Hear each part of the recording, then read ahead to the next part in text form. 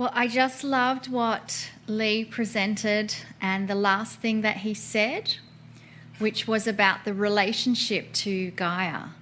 So with that focus and that statement, let us begin a meditation to connect with Mother Gaia. And feel the energy of your feet connecting with the energy of the earth. There is pieces and parts of your soul that lies within the consciousness grids of the planet. Have you ever wondered why you would feel so much emotion when you are standing in a pristine area of nature? For some, it may be the forest. For others, it is by the ocean. For others still, it is by the mountain. So let us acknowledge that Mother Gaia is, in fact, a part of us, and that we are a part of her, not apart from her. And let us send and receive a wave of love and gratitude and acknowledgement of the relationship, the deeply profound relationship that we share with our beautiful blue planet. And from that space of gratitude and love, let us sit back, relax, and hear the loving messages, wisdom and guidance from Adironda and Kryon. So it is good day to you, huh? Good day to you. Very good to see you. Very good to see each of every one of you that are here virtually with us in Vancouver, Canada. Dearest beings of light, the times they are upon us and everything is changing. We want you to know and understand that no one can predict exactly when things are going to shift again. And they're not going to shift back to normal, because there is no normal, and they're only going to go into the new normal. So our feeling is, what would you like the new normal to be? And as you do, realize that your energy goes out into your field and creates your reality. So we're actually going to take you on a little visualized journey right now. Is that all right? So just settle your energy down and breathe into your heart. We know you know heart coherence. So just slow your breathing. Breathe into your heart. And if you are comfortable, you can close your eyes if you wish or not. We're just going to take you on a little visualized journey. A journey through your imagination, because the imagination is connected to your intuition, which is connected to your life purpose. Just take a deep breath again. And we ask you to visualize a house, a home maybe, and you are standing in front of it. It may be your home, or it may be some other home that you would love to live in, or maybe just some other home. Whatever, it is beautiful, comfortable, loving, and inviting. And you look around and you can see the flowers and smell the flowers and the grass. And since this is your visualized journey, you have no allergies, And you are breathing into that divine perfection of you and this beautiful home. And as you connect to this beautiful home, you begin to walk up the steps onto the porch. And since it's yours, it can have any kind of steps or porch that you choose. And as you open the front door, you step into the entryway that is streaming with sunlight and beautiful. And you realize that there is a room off to one side that has windows all along one side of the room. And on the opposite wall, there's little pictures. Maybe photographs, maybe paintings, but little pictures all across the wall. And of course, you're curious as to why you would have so many pictures. And you look at those pictures and you realize those pictures are representing those things that you love doing in this life, at this time. And you just look at those and look at all those things, all those pictures of what it is that you love doing.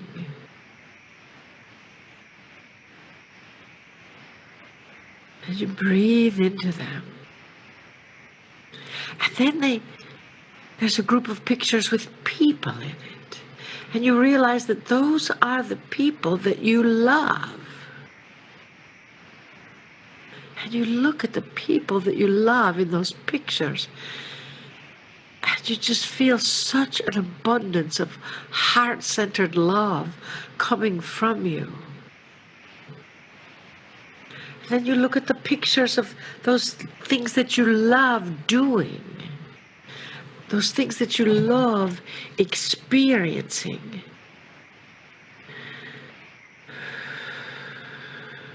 And you just breathe into them with joy. And there's sunlight is streaming into the room, and you feel that warmth, and the windows are open, and there's just a breeze, just a gentle breeze that comes into the room, fluttering your clothes a little bit. Then you come to the end of the room, and there's a huge painting that is magnificent, beautiful. And as you look at it, you realize that painted into the textures and representations of that painting, that big painting, are different parts of your life that you love. Things that you love doing, things that you love having, people that you love, things that you experience that were just wondrous experiences, that you would repeat them if you could. But they're more than a picture. They're more like a feeling with color. And you look at the people in that painting, and you see, sense, or feel the open-hearted energy from those people, returning their love to you. And you realize that there's just something missing from this painting.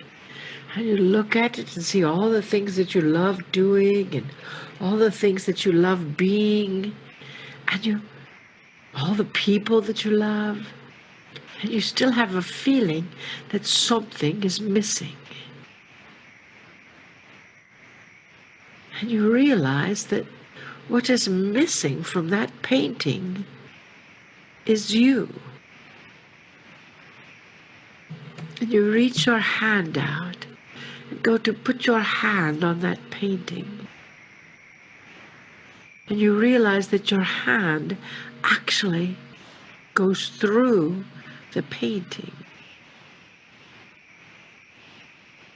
And you look around and you step into that painting, just like sort of in Harry Potter's paintings, in Harry Potter's pictures. You are in the painting of your life.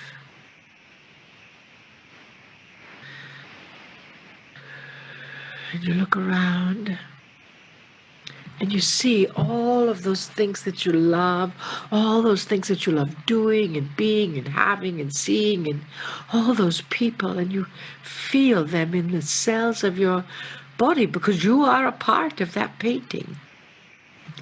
It is like with every brush stroke, it anchors in more of that which you love into your body.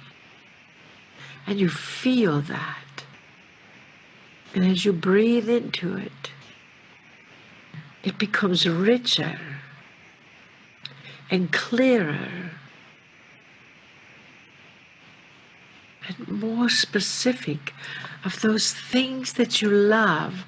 And you realize that they're all seemingly connected to your life purpose.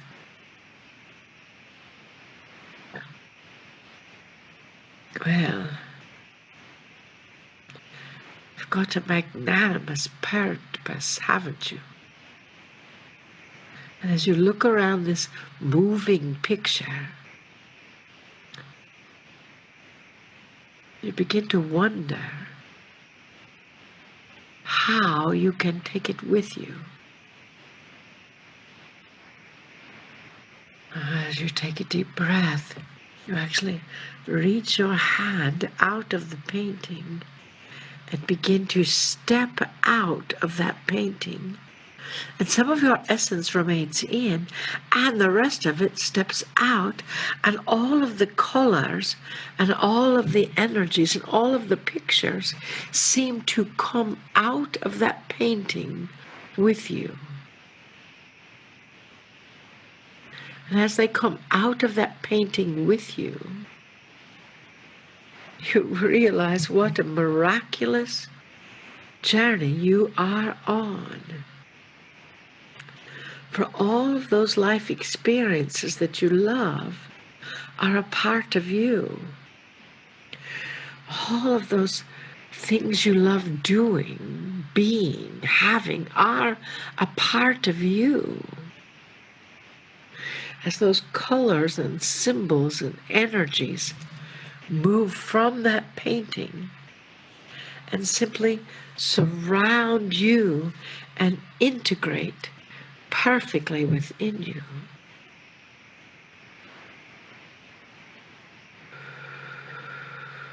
You are empowered. You see or sense the energy of all humanity coming through deeper and more effectively. Breathe in.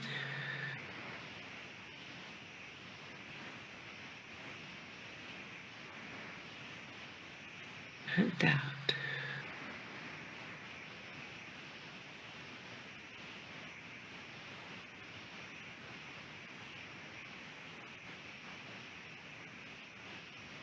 How does that feel, huh? As you walk through your home, as you walk through that space, carrying all of those pictures with you, all of that painting that is you, out.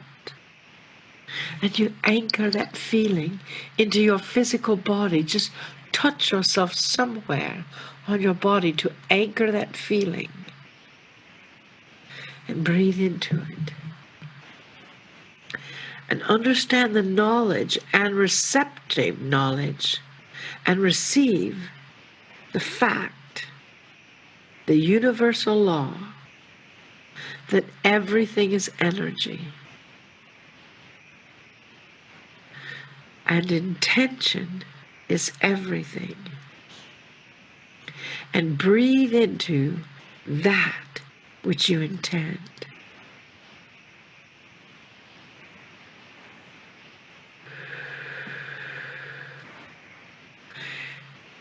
Take a deep breath. Feel the seat beneath you. Move your shoulders around a little.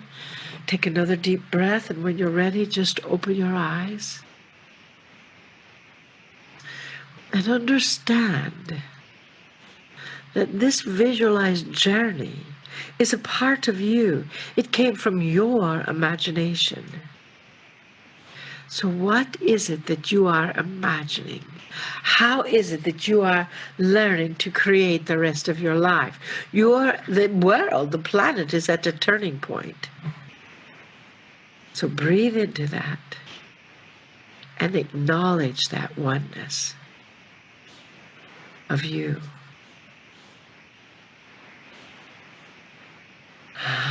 Dearest being of light, we love you deeply.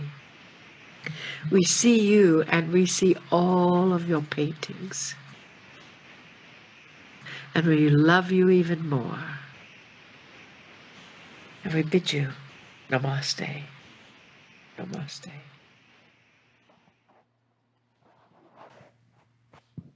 Greetings, dear ones. I'm Kryon of Magnetic Service.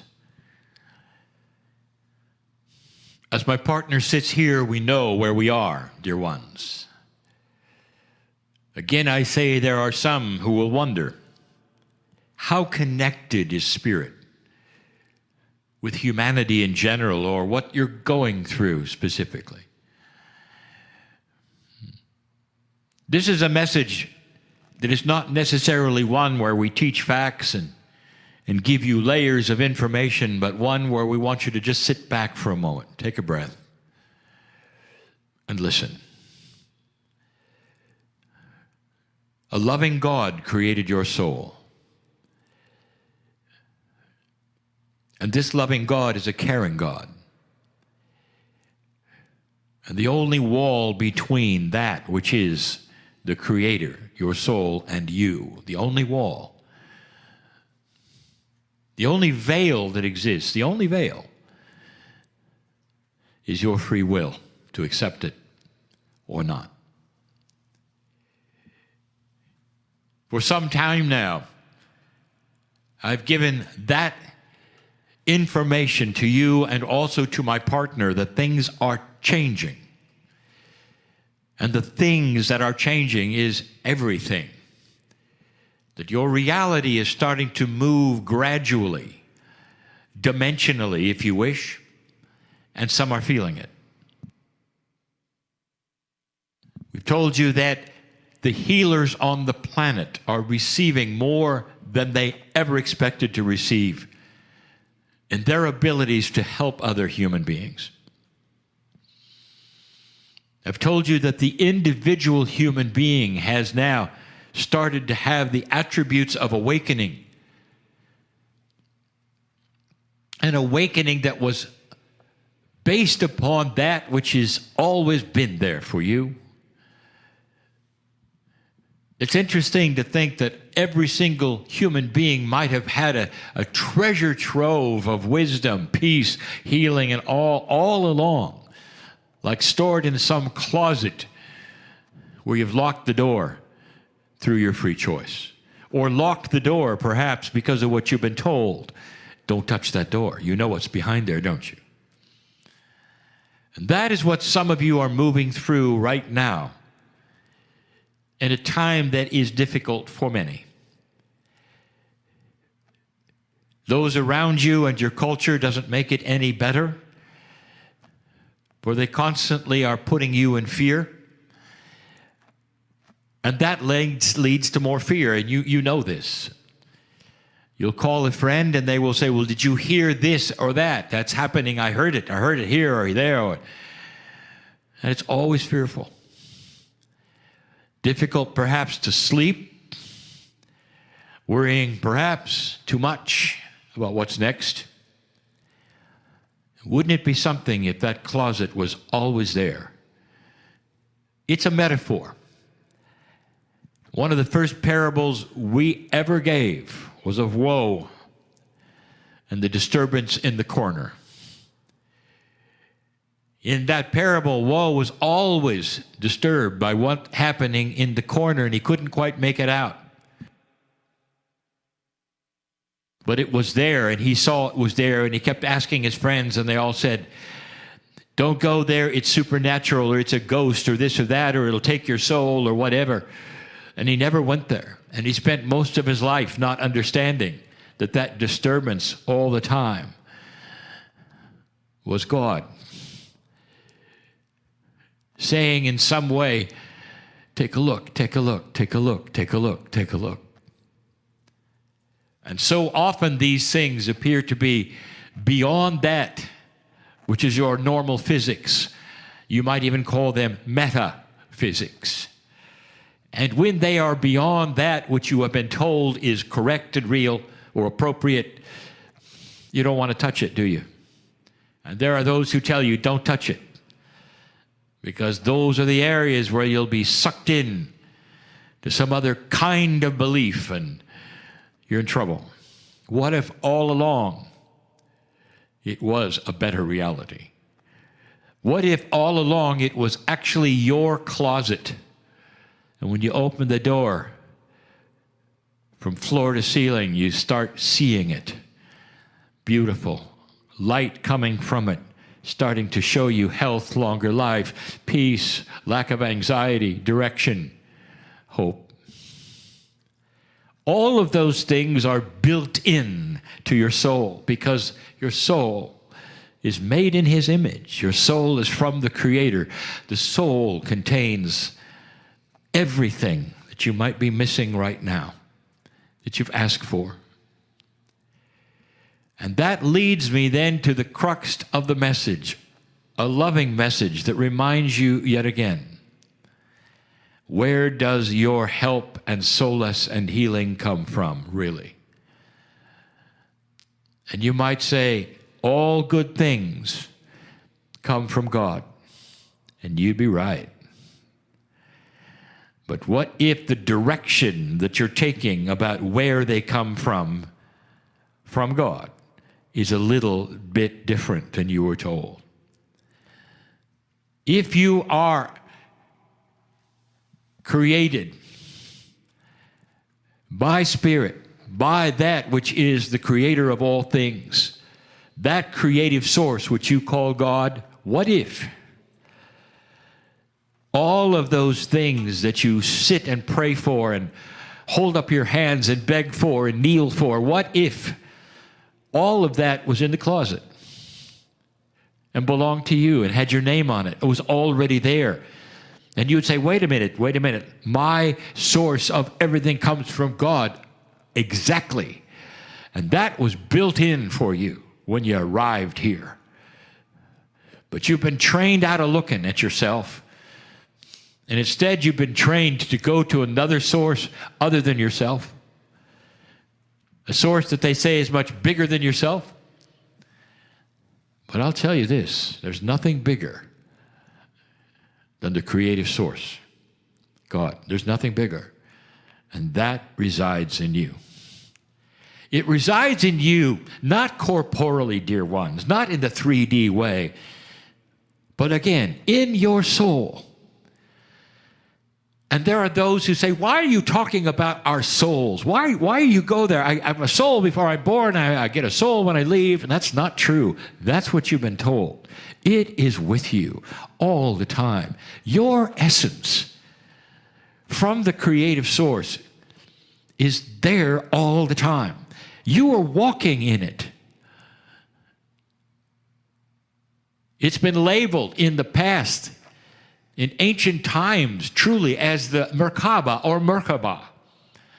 It is the field of divinity around you, which every single human has. That's your soul. It's much bigger than that.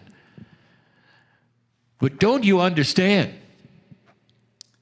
that you can go to that place and open that door and receive all these things? That is the divine part. So difficult because you want to linearize you and God. You'll say, wait a minute, it either comes from God or it does not. You know, it's either yes or it's no. So let's say it's yes, but it's in a place you didn't expect.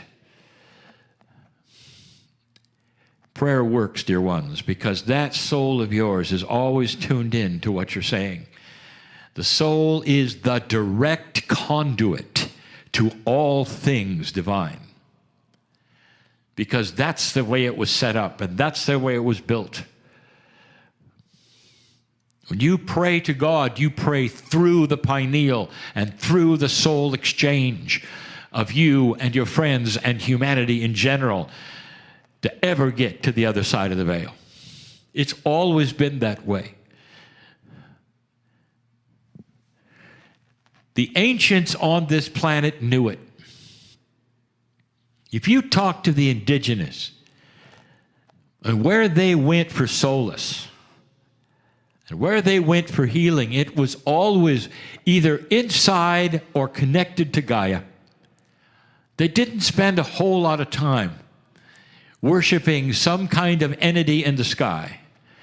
It was always connected either to their ancestors, which was in their bloodline, or the earth. It's intuitive, dear ones, unless it's trained out of you.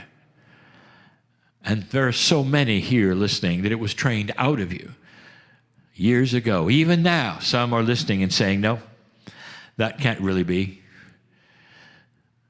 This is the beautiful, divine, magnificent human being we're talking about. Born on this planet with a soul that you walk around in 24/7. It's the source of healing. A healing that is profound and stronger than anything anyone has normally experienced. This is evolution. And it's the evolving human being and the relationship to the Creator that happens through your soul. It couldn't be a better connection. If you want to relate it to connectivity that you have today, there was a time when you used to write a letter. Maybe that is a prayer to God, and you're hoping that the letter gets delivered. Several weeks later, somebody might get the letter, or they might not get the letter. That's how you see yourselves today in the relationship you have with Spirit. You're making requests, writing letters, sending them up into the sky and hoping they make it. That's what you've been taught to some degree. It's a metaphor, dear ones, for a very, very disconnected, dysfunctional way of speaking to the Creator inside. And instead of writing a letter, dear ones, today you take the hand of the one that you're talking about, look into the eyes of Spirit, and make the statements that you need to make in person through your soul. For in your soul is a mixture of divine things, corporeal things, beautiful multidimensional energies that can be in many places at the same time, access to other human beings through their souls in certain ways, healing in so many different aspects, beauty that you cannot ever get when you write a letter. Personal relationship to the Creator is through the soul. So many of you who feel that deep love of God through the masters that you worship, you are feeling that through your soul. There's nothing like it. You already have that kind of connection. Now it's time to understand that it only can get better and better and better. And none of you have to throw away that love that you have for any master, as long as you understand how much clearer it can be when you understand how it was built to work. How it was built to work. It's bigger than you were told, bigger than you think, more profound than anything that has ever been written to you in any scripture. And that's where humanity is starting to go. And that's where old souls are starting to take themselves and others as they start to realize they are magnificent within God. They are magnificent within the creation that they are. And that their soul is directly from the Creator.